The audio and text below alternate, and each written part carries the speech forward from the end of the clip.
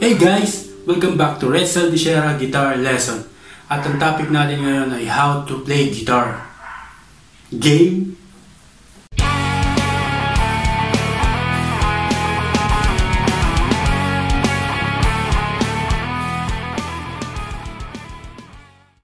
Paano nga ba matutong mag-gitara? Unang-una sa lahat guys, dapat nasa tono ang gitara natin. Ito, isa-isayin natin ang bawat string. Open string tune. This first string is letter E. Second string, letter B. Third string is letter G.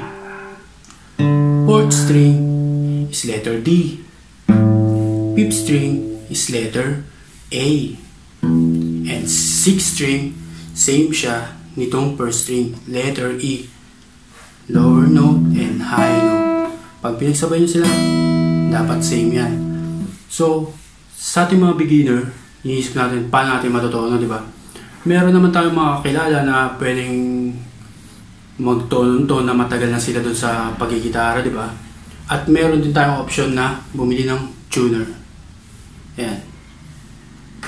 Mura lang yan. Sa Shopee, lalagay ko yung link sa baba.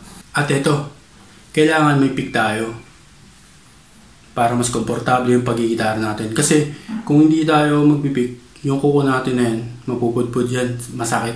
Pero sa ating mga beginner, pwede naman, sa una, sige, wala. Pero ito yung pick. Pakita ko pa sa inyo ibang klase ng mga pick, guys. Ito, may yellow. Yan, may banda. Kilala nyo ba yan? Jimi Hendrix. Yan. Tapos ito, may ibang size. At meron din akong, yung napaglumaan kong pick. Ito. Napunit na sa tagal. Sa mga pick na pinakita ko kanina guys, mas okay na gumamit tayo nun sa simula pa lang para ma-practice na rin natin siya kasabay ng pag-practice ng mga daliri natin. And next natin guys, chord chart. Ano nga ba ang chord chart? Mahirap yun mahirap yun. Hindi siya mahirap guys kasi ituturo natin yan dito. Ito, flash ko lang. Yan, letter D. Kung na-curious kayo, ano yung mga numbers? Ito yan, sa fingers natin. So, itong number 1 is ito. And number 2, number 3, and number 4. Ito, panghawak ng neck. Pang neck support. So, paano ba magbasa niyan? Nakikita nyo yung O. Ibig sabihin, circle. Ibig sabihin, kasama yan sa i-strum nyo.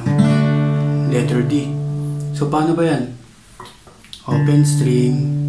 And tipa dito. Here. And here,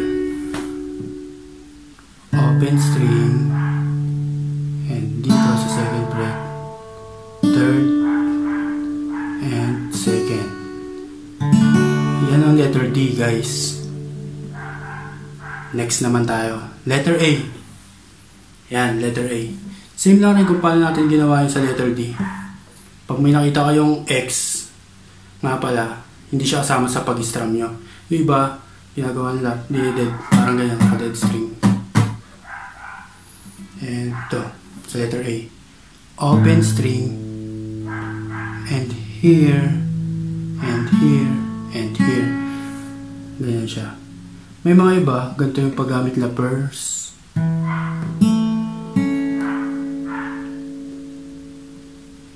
Yan dyan sa chord chart natin, di ba? Ito. Yung nagamit ko kasi kanina dito ako sanay. So, ito yun sa chord chart natin. First, second, finger, and third. Open, itong nasa taas. Yan. Kaya siya naging letter A. And next natin, chord chart please. Letter G. Sa letter G, this one is letter G. This note is letter G. This one. And next, and here sa pinaka unang string. Yan, pwede nyo tipahin lahat. Pwede nyo i-strum lahat. Sarap pakinggan, di ba? Yan ang letter G, and letter A, and letter D. Okay ba tayo dun, guys? At doon na natatapos ang ating lesson for today. How to play guitar. Di ba madali lang? Kaya natin yan. Katulad ng tinuro ko sa inyo. D, A, G. Paano nyo makuha? Ulit-ulitin nyo yung video na to. D, A,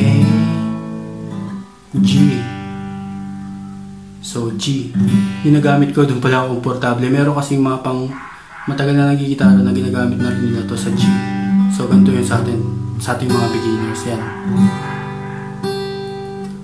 D, open, and this one, and this one, and this one. D, and A, and this one, and this one, and this one.